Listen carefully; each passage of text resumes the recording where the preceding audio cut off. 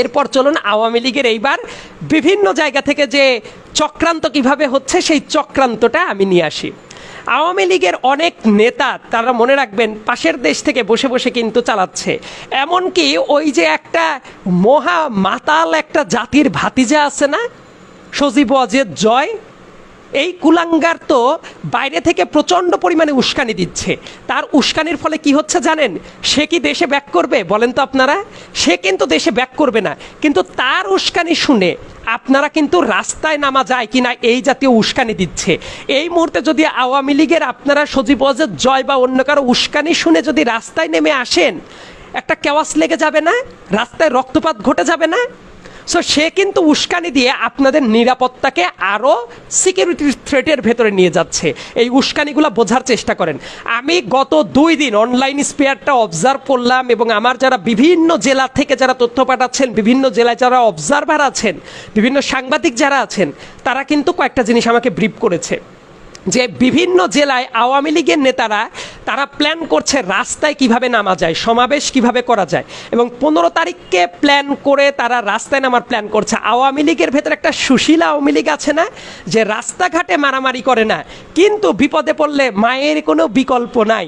এমনকি সেই আওয়ামী সুশীলগুলা, আওয়ামী লাভের গুড় খাওয়া ব্যক্তিগুলো 15টা বছর মানুষের পর এত নিপীড়ন, গুম খুম, হত্যা, নিপীড়ন সবই তারা জায়েজ করেছে, ভোট চুরি জায়েজ করেছে। আর 5 তারিখে সরকার পতনের পর থেকেই তারা এসে কি করা শুরু করেছে? আফসোস লীগের জন্ম নিয়েছে। এমন স্বাধীনতাই কি আমরা চেয়েছিলাম? এ কেমন স্বাধীনতা আমাদের? এই টাইপ সুশীলপনা তারা করে বেড়াচ্ছে।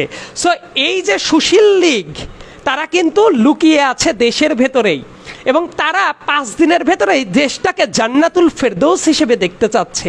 16 বছরের সব কিছু তাদের কাছে জায়েজ ছিল, তারা এসে এই মুহূর্তে 5 দিনেই দেশটাকে জান্নাত হিসেবে দেখতে চাচ্ছে। তাদের কথাই এমন স্বাধীনতাই কি আমরা চেয়েছিলাম? এই যে এই আফসোস লীগ কিন্তু এই কাজটাকে উস্কে দিবে। এবং মনে রাখবেন, কিছু ভদ্রবেশী আওয়ামী কুলাঙ্গার আছে না, যাদেরকে সন্ত্রাসী রূপে দেখেন নাই, কিন্তু ন্যারেটিভ বিল্ড করে অনলাইন অ্যাক্টিভিজমের মাধ্যমে, কালচারাল সাইডে, তারা কিন্তু 15 তারিখে আবার সুশীল হয়ে রাস্তায় নামার একটা প্লটটাকে রেডি করবে। সো এই ব্যাপারটা আপনারা মাথায় রাখার চেষ্টা করবেন। এবং আর একটা ঘটনা আমি আপনাদেরকে বলার চেষ্টা করি, যারা যারা রাস্তায় আন্দোলন করেছেন, ছাত্ররা, কারণ এই আন্দোলনের যেহেতু টপ টু বটম আমরাও ছিলাম, আমি ছাত্র প্লাস ছাত্র না উভয় জনের পার্সপেক্টিভই জানি। প্রত্যেকেরই নেগেটিভ সাইড কি আছে, আমার লিমিটেশন কি আছে সেটা জানা উচিত। বাট ছাত্ররা যারা অনেকেই আছেন জেনজি জেনারেশনের, তাদের প্রবলেমটা কি জানেন? তারা অনেক ক্ষেত্রে নিজেদের উইকনেস কোথায় আছে এটা তারা স্বীকার করে না, অথবা তারা বুঝতে পারছে না। প্রত্যেকেরই স্ট্রং সাইড কোনটা আর উইক সাইড কোনটা সেটা কিন্তু আমাদের বিচার বিবেচনায় রাখা উচিত। উইক সাইড কোনটা জানেন? Students can do everything, this is reality.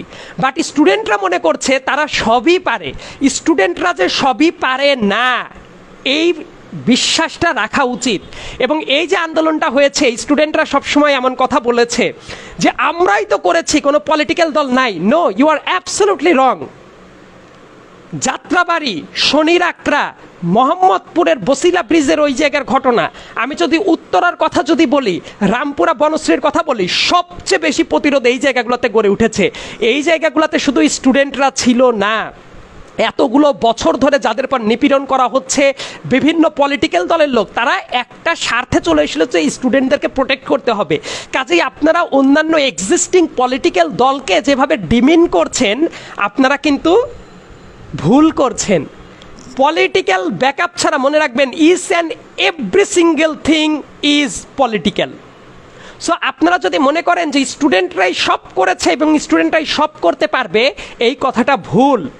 Awami League কিন্তু এখন বিভিন্ন উইং থেকে, তাদের ডিপ্লোম্যাটিক উইং থেকে, কালচারাল উইং থেকে, তারপর মানে সেক্রেটারি উইং থেকে, তারপর কোর্টের জাস্টিসদের ভেতর থেকে উইং থেকে, প্রত্যেকটা জায়গা থেকে গেম সাজানোর চেষ্টা করছে। এই জায়গায় রাস্তাঘাটও কিন্তু তারা দখল নেওয়ার চেষ্টা করছে। সো আপনাদের উচিত হইল পলিটিক্যাল প্রবলেমগুলা to some extent politically solve করার রাস্তাটা উন্মুক্ত রাখা। যারা ন্যায়বোধের পাশে বিভিন্ন পলিটিক্যাল দল আছেন, তারা মাথায় রাখবেন যে এই আন্দোলন কিন্তু বেহাত হতে বেশি টাইম লাগবে না। ওই যে আমি আগেই বললাম, কারণ আমি তো ডিরেক্ট আন্দোলন করা মানুষ এবং বিভিন্ন জায়গার স্টুডেন্টস ক্যান্ট ডু এভরিথিং, এই ব্যাপারটা জেনজি জেনারেশনের অনেকেই কিন্তু বুঝে না। কারণ পলিটিক্স মানে যে সরল রেখায় চলে না পলিটিক্স, এই ব্যাপারটা তাদের বোঝার জন্য আরও অনেক পোর খাইতে হবে লাইফে। সো স্টুডেন্টদের যেমন অবদান অপরিসীম, তারাই এইটার সেন্টার পয়েন্ট। একই সাথে পলিটিক্যাল বিভিন্ন দল যারা আছেন তারাও এই ব্যাপারটা ট্যাকেল করে রাখবেন, যাতে রাস্তাঘাটে এই পতিত স্বৈরাচারের আওয়ামী লীগ আবার জায়গা না নিতে পারে, কোনো পরিকল্পনা করে দখল নিয়ে যাতে কোনো হট্টগোল না পাকাতে পারে। এই ব্যাপারটা যদি ট্যাকেল করতে না পারেন, এই বিপ্লব কিন্তু বেহাত হয়ে যাবে।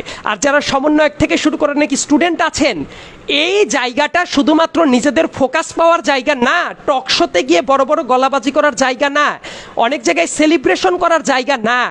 আপনাদের কি করা উচিত জানেন?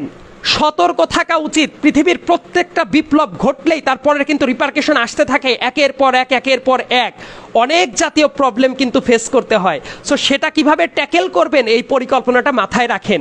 রাস্তাঘাটে নিজেদের অবস্থানটা সতর্ক দৃষ্টিতে রাখেন। বিভিন্ন পলিটিক্যাল দল যারা আছেন, এই আওয়ামী লীগের পতিত স্বৈরাচার এবং সুবিধাবাদী দল যাতে কোনোভাবেই আবার রিইনফোর্স না করতে পারে, সেই জায়গাটা প্রোটেক্ট করার দায়িত্ব কিন্তু আপনাদের। সো এই ব্যাপারগুলো একটু মাথায় রাখেন।